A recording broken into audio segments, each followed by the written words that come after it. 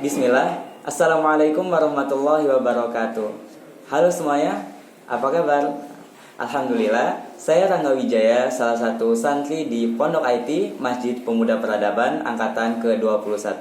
Insya Allah akan memberikan resum nih apa-apa yang memang udah kita pelajarin selama 1 bulan di masa tarbiyah Pondok IT.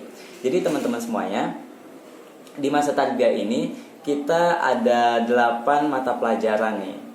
Tapi sebelum itu, kita cari tahu dulu, apa sih masa tarbiyah itu? Nah, di materi kepondokan sendiri, kita mempelajari nih, struktur, aturan, kebersihan, kerapihan, dan hal-hal yang memang terkait sama pondok. Agar apa? Agar itu kita praktekkan di kehidupan sehari-hari kita. Untuk tahapan di Pondok IT sendiri, santri baru diwajibkan untuk mengikuti masa tarbiyah selama 3 bulan. Agar apa? Agar kita bisa paham dulu nih dan tahu dulu bahwa pondasi dasar untuk belajar di ilmu-ilmu yang lain itu ya pondasi agama. Jadi kalau insya Allah pondasi agama sudah aman, nanti skill-skill yang lainnya itu bakal mengikuti teman-teman. Jadi di masa tarbiyah juga menjadi kesempatan awal kita untuk melatih agar semangat terus dalam menuntut ilmu.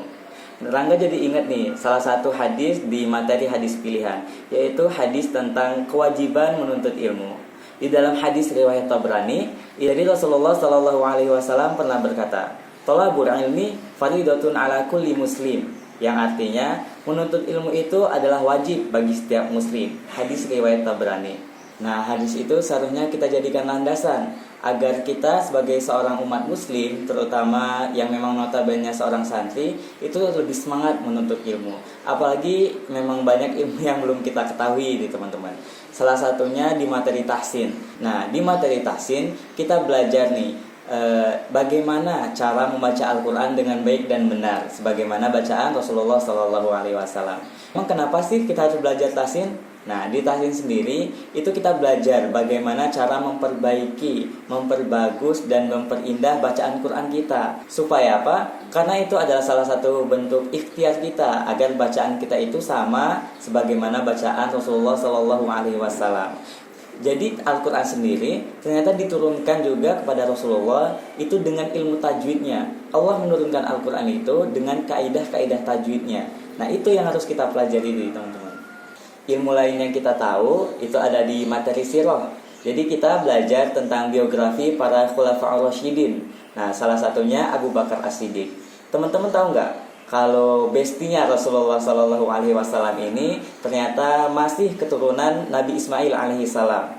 Karena memang setelah diusut nasabnya itu masih terhubung ke Adnan yang memang keturunan Nabi Ismail SAW. Dan Abu Bakar sendiri itu masih kerabatnya Rasulullah SAW. Nah, di pembelajaran lainnya itu ada di materi fikih teman-teman. Kita belajar tentang toharoh yang artinya bersuci. Dalilnya ada di Quran surah Al-Maidah ayat ke-6, Al-Mudaththir ayat ke-4, dan hadis riwayat Abu Daud tentang kunci sholat itu ya dengan bersuci. Jadi toharoh itu hukumnya wajib.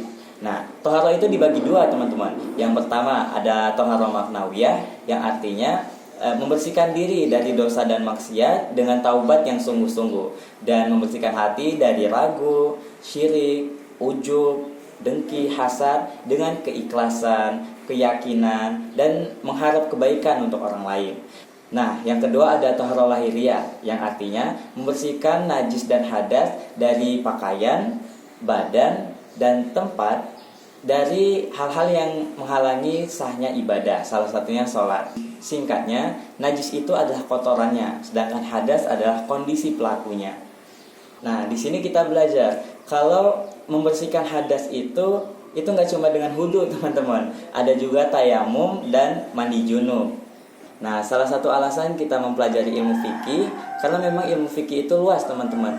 Kita tidak bisa mematokkan bahwa seseorang itu harus punya pilihan yang sama dalam imam mazhab. Nah, karena ilmu fikih itu luas, jadi ini berhubungan juga dengan materi pengarahan dakwah masyarakat. Teman-teman semuanya, tidak semua dari kita itu harus mengikuti satu mazhab yang sama, karena memang setiap orang punya pendapatnya masing-masing. Toh kalau emang dia ingin mengikuti mazhab A asal mempunyai dalil, ya silahkan. Nah, kita yang memang sudah belajar dan mengetahui ini harus mempraktekkannya. Itulah dakwah. Karena memang berdakwah itu harus ada ilmunya. Tidak bisa kita tiba-tiba datang dan mengklaim bahwa perbuatan mereka itu salah. Tidak. Perlu yang namanya pendekatan. Perlu yang namanya adab. Nah, di pembelajaran lain kita juga belajar tentang materi adab dan akhlak. Teman-teman semuanya, kita harus bisa memposisikan diri bagaimana cara berkomunikasi dan bersosialisasi dengan teman-teman yang memang satu umuran dengan kita, dengan orang-orang yang memang di bawah kita, atau dengan mereka-mereka yang memang sudah lebih dewasa daripada kita. Kita mempelajari bagaimana adab dengan orang tua, dengan kakak-kakak kita, dengan adik-adik kita, dan dengan orang-orang lain di sekitar kita. Karena adab itu harus kita utamakan, teman-teman. Ya, kalau kita mengandalkan ilmu saja, iblis pun lebih berilmu daripada kita. Tapi apa masalahnya? Iblis itu sombong yang akhirnya menurunkan derajatnya. Jadi kita sebagai seorang penuntut ilmu juga harus tahu diri bahwa kita adalah seorang manusia. Karena adab adalah salah satu tolak ukur sebagai penuntut ilmu. Makin baik agamanya, insya Allah makin baik adab dan akhlaknya.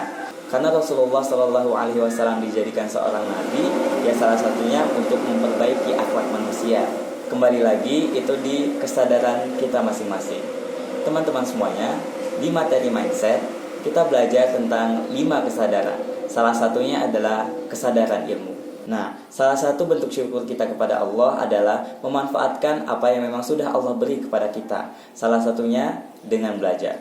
Kita manfaatkan dulu akal kita untuk berpikir dan untuk mempelajari ilmu-ilmu. Bukan hanya ilmu agama, tapi juga ilmu dunia.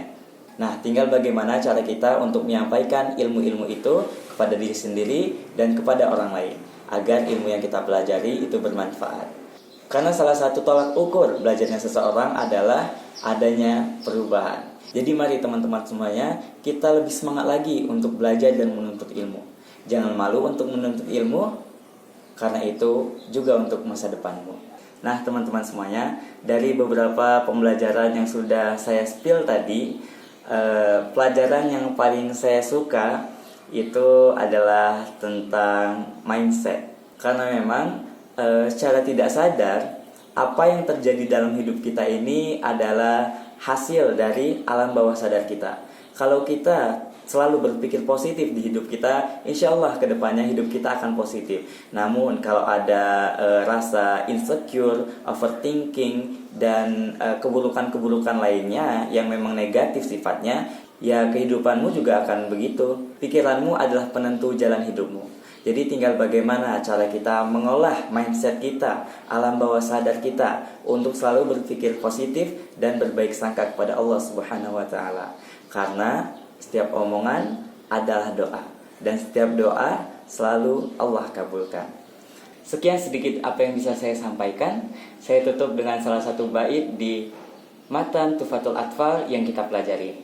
Bunyinya, tiba sumasil ruhman tafuz difzani'a. Jadilah orang baik, sambunglah silaturahmi, niscaya kau akan berada dalam kebahagiaan seraya bersandar dalam kenikmatan. Da'su anzonin zul syarifan lil karom. Tinggalkanlah prasangka buruk, kunjungilah orang yang mulia agar engkau mendapat kemuliaan. Saya Rangga, thank you and see you next time.